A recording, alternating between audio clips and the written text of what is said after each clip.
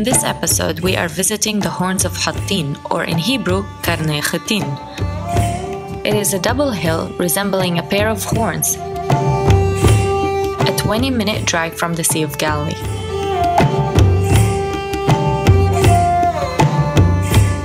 This place is famous for the Battle of Hattin.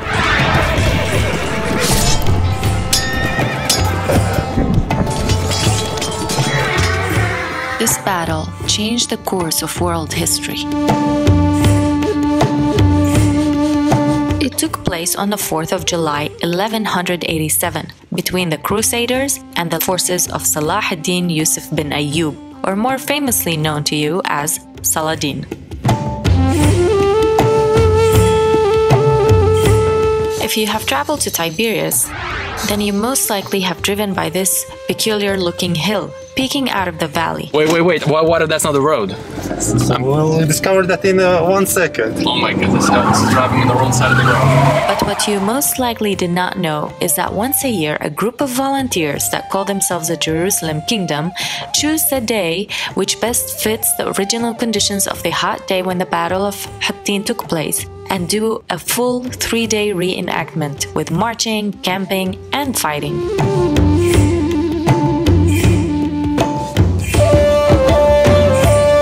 If you want to learn more about the history of the Crusaders, the Levant forces, Saladin, or the historic details of this battle, then you'd be better off watching the History Channel.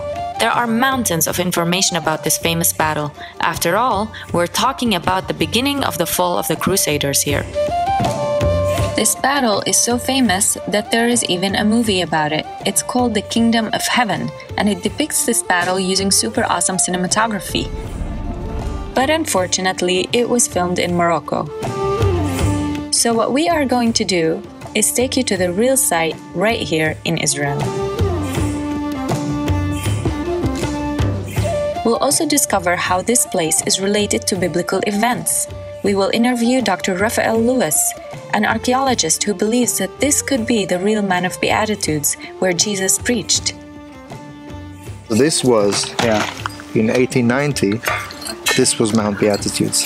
Wow. Even for pilgrimage. You know, this photograph was sold for pilgrims. And as a bonus, we will visit an excavation site which Dr. Lewis discovered thanks to a 130-year-old picture. During my PhD, I did a landscape reconstruction in order to understand the context of the battlefield. I went after this photo, I found this site, finished my PhD, then we decided to go back, and now what we found here is amazing.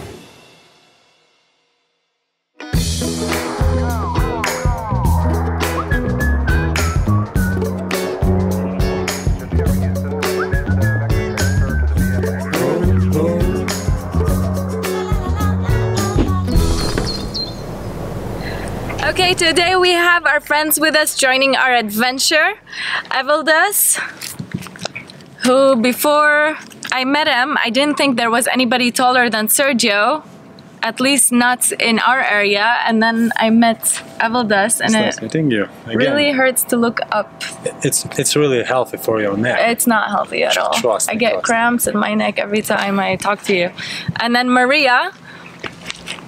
So we're so happy that both of them are with us today. Welcome to Sergio and Rhoda in Israel, guys. Thank you for having us. Say hi to our friends.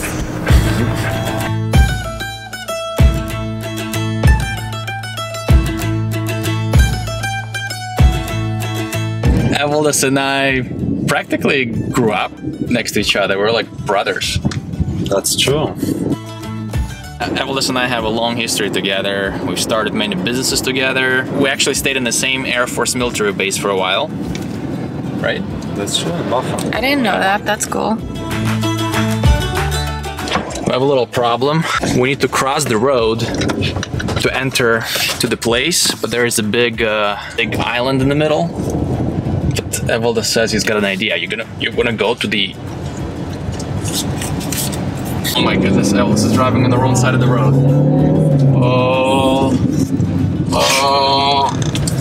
That wasn't that bad. Yeah, and now left. That's it.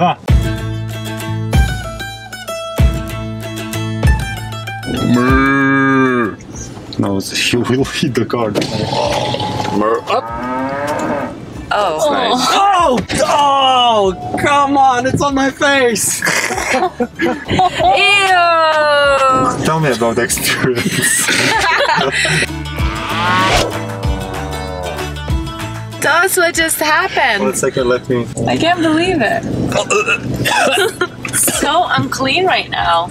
Oh, I want to vomit. I want to vomit. At the beginning I said that I want to wash the car, but... I think it was a horrible idea. Wait, the drone. Oh my gosh.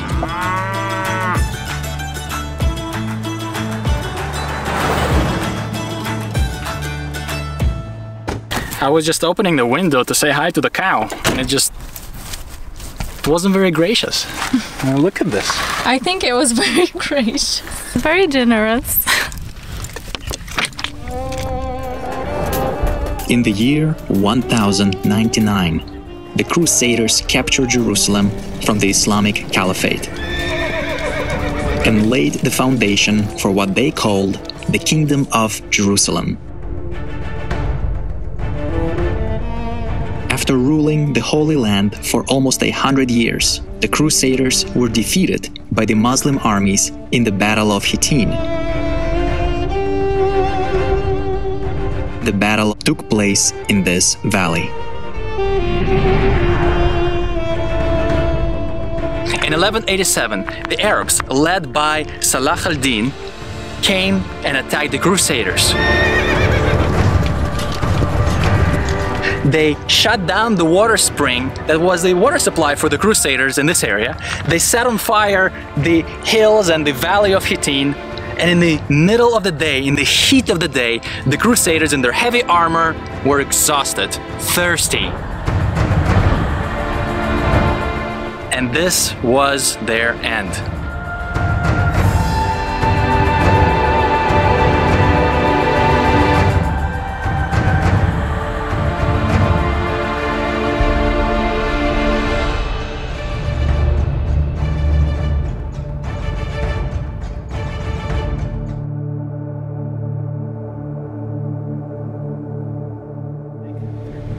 So we know a sign that says archaeological dig. So we think there is a season of archaeology going on. They maybe found something here, maybe they continue to dig. We're gonna go take a look and see if we can film it.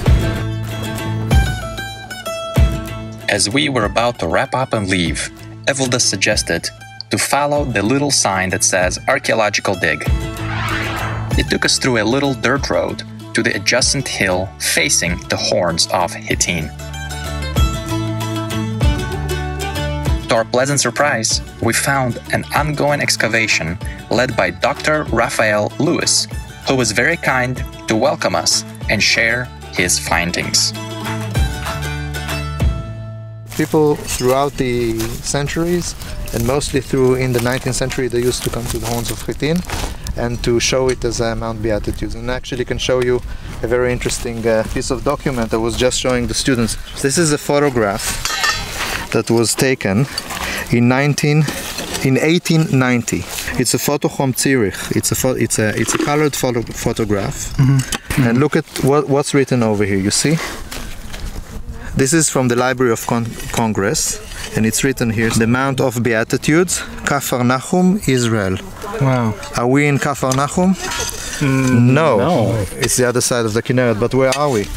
Look at the photograph. Come and have a look. Yeah. What are you seeing in the photograph? What is that at the top? That's exactly... What's that? Of this. Yeah. So this was... Yeah. In 1890, this was Mount Beatitudes.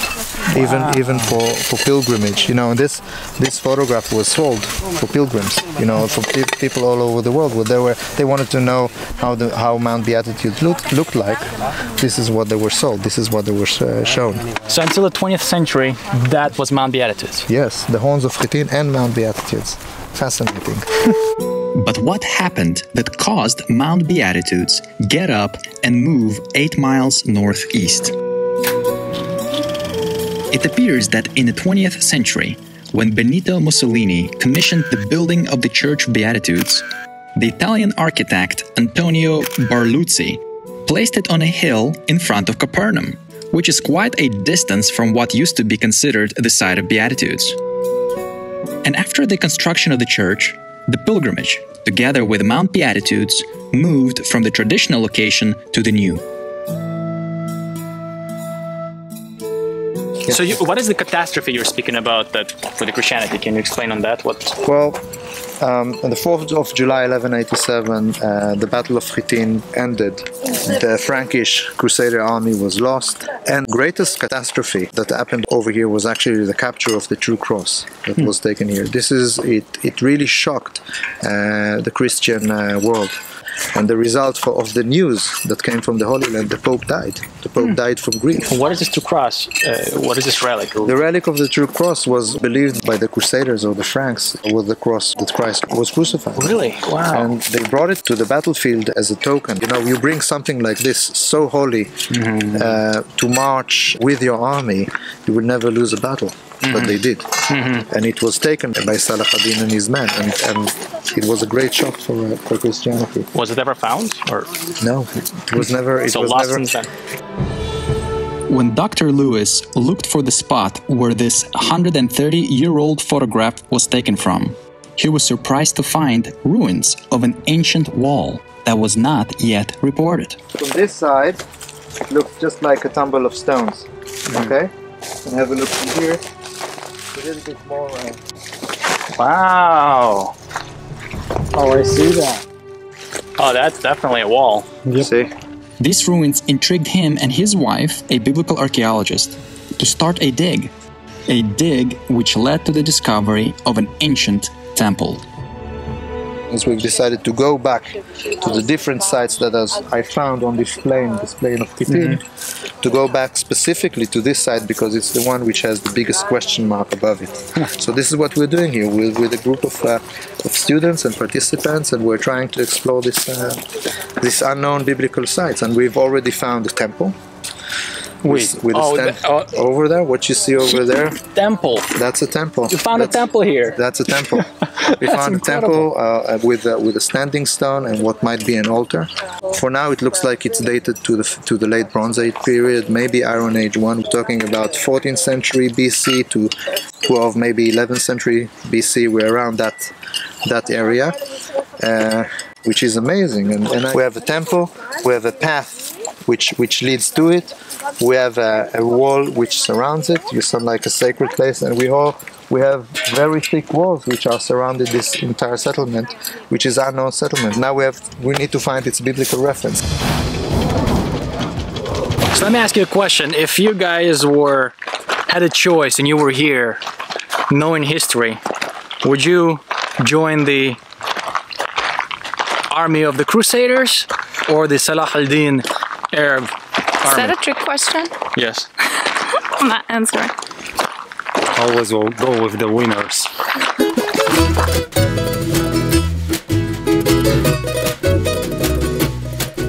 This is old Chinese spear from bamboo. That when the Chinese came here to occupy the Arab that was fighting the Crusaders, so they decided to take the land. So we're seeing if Evaldas can throw the Chinese stick all the way to his car.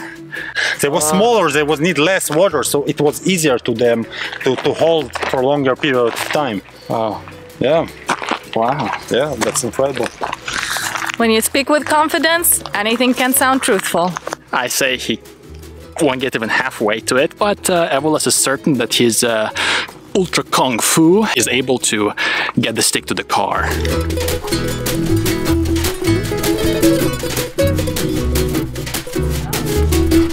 Right.